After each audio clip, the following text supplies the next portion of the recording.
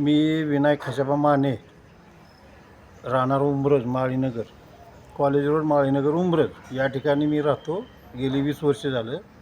आता 3 दिवस झालं आमच्या पिण्याच्या पाण्याच्या नळातून आळ्या येतात, आळ्या. आणि त्या आळ्या एवढ्या मोठ्या आहेत की आत्ता कॅमेऱ्यात जर दाखवलं तर ते व्हिडिओसुद्धा दाखवतो तो. आणि अशा पद्धतीत हे आम्ही पाणी प्यायचं, तर ते पाणी आम्ही कसं काय प्यायचं?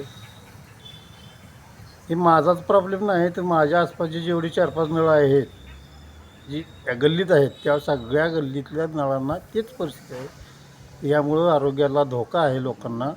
तर याबद्दल आपल्या ग्रामपंचायतीनं काहीतरी त्यावरती उपाययोजना करून पाणी स्वच्छ आणि व्यवस्थित पाणी पुरवठा व्हावा.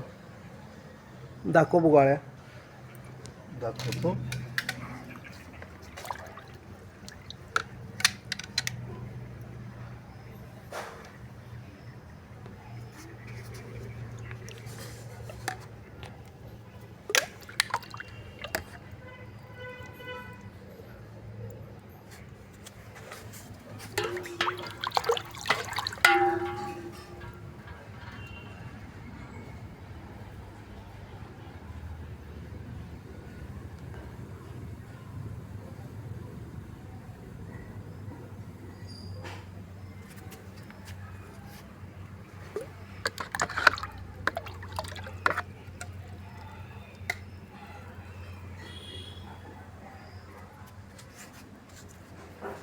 अशा पद्धतीनं पाणी पुरवठा होतो.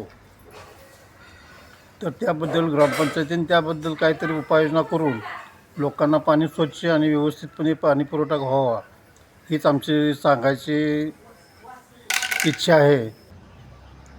मी 16 तारखेला म्हणजे काल वार मला वाटतं हे गुरुवार होता. गुरुवारी मी सकाळी 10ला पाणी आलं. 10ला पाणी आल्यानंतर मी बारडी पाण्याची लावली, तर त्यात मला आळ्या आढळून आल्या. आळ्या आढळून आल्यानंतर मी ती बारडी तशीच भरली, बाजूला ठेवली. मी काय पाणी भरलेलं नाही. पुन्हा म्हणलं संध्याकाळच्या 5च्या पाण्याला तरी पाणी व्यवस्थित येईल म्हणून ती 5च्या पाण्याची व्यवस्थित येईल म्हणून 5च्या पाण्याला बघितलं, तर त्या पण तीच परिस्थिती सकाळचीच. आणि नंतर म्हणलं 17 तारखेला 10ला तरी पाणी येतं, त्या 10च्या पाण्यात पण त्याच पद्धतीनं आहे. त्यामुळे मी पाणी शेतात जाऊन पाणी आणलं, शेताकडे गेलो, तिथून पाणी आणलं म्हणलं दुसऱ्या शेताच्या विहिरीचं. ते मी आता पाणी वापरतो आहे. त्यातली 16 तारखेची बारडी ही आहे, ही 16 तारखेला सकाळी 10ची बारडी ही आहे. 17 तारखेला पुन्हा 16 तारखेला संध्याकाळची बारडी ही आहे. आणि आज 17 तारखेला ह्या भांड्यात मी पाणी काढून ठेवलं आहे. 10 वाजता पाणी आलेलं. हे 3 टाईमचे 3 नमुने आहेत. 3 वेळा पाणी आलं, 3 वेळचं या अशा पद्धतीनं पाणी वाटप होतं आहे. यामुळं नागरिकांना जास्त धोका आहे. त्यामुळं आसपासच्या गल्लीतल्या लोकांना पण 3 वेळा मी त्यांना सांगितलं की तुमच्या नळाला पाणी येतं ते पाणी बघा, पाण्यात आळ्या आहेत का? तर त्यांनी सांगितलं की आमच्या पण नळाला पाण्यात आळ्याच आहेत त्या.